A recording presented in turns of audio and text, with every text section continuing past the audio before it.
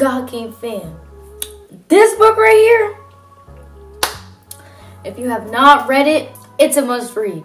I'm probably late or whatever, but this is a great book. You know, it pretty much just talks about self one and self two. Pretty much the mind and the body and balancing them all together.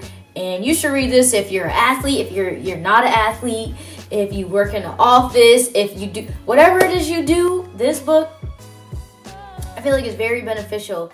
You know, I don't know about anyone else, but this is sometimes some things that I struggle with. And if you've never went through this before and struggled with this, you need to let me know what you do so I can, you know, you need to let me know what you do. You know, there are times where I'll be working on a particular part of my game and, you know, I'll just throw some shots and just try to really focus on like what my body's doing.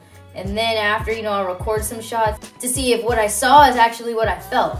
So then I'll go, you know, then I'll start getting my mind involved and be like, okay, for example, step 2 needs to go to the right.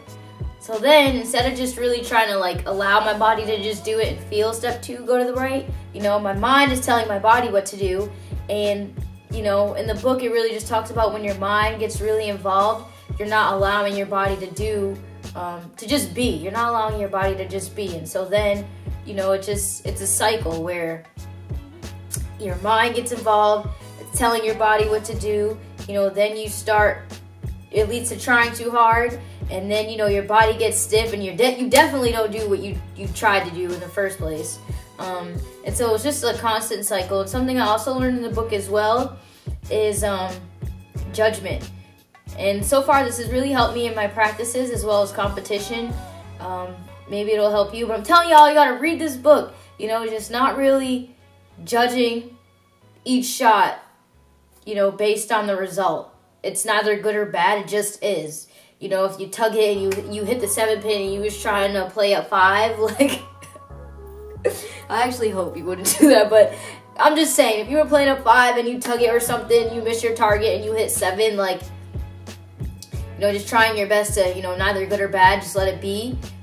It is what it is, okay? You tugged it, hit the 7 pin, so do your best to pick up the spare, rather than being like, oh my god, I tugged it, I hit the 7 pin, like, I suck, like, this is terrible, you know, because then that's where the mind starts to get involved, stuff like that. But I don't want to give too much away this book, but I'm just telling you, you guys, this book is definitely very beneficial.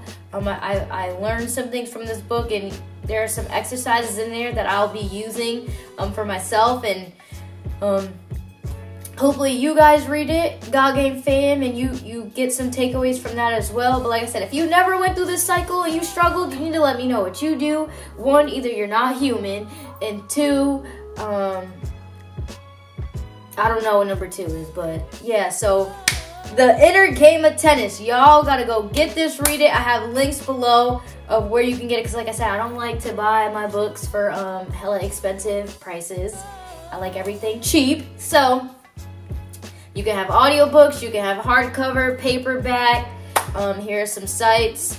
Or if you don't want the cheaper versions, here's Barnes & Noble. You can get it here. So yeah, definitely if you guys read this book, really let me know your thoughts. What parts of the book really, you know, was like an aha moment, because there was hella aha moments in there for me. So, you know, just let me know. I'm super excited to, you know, listen to you guys' thoughts. But this book was bomb. Peace and love. Gigi, I'm out.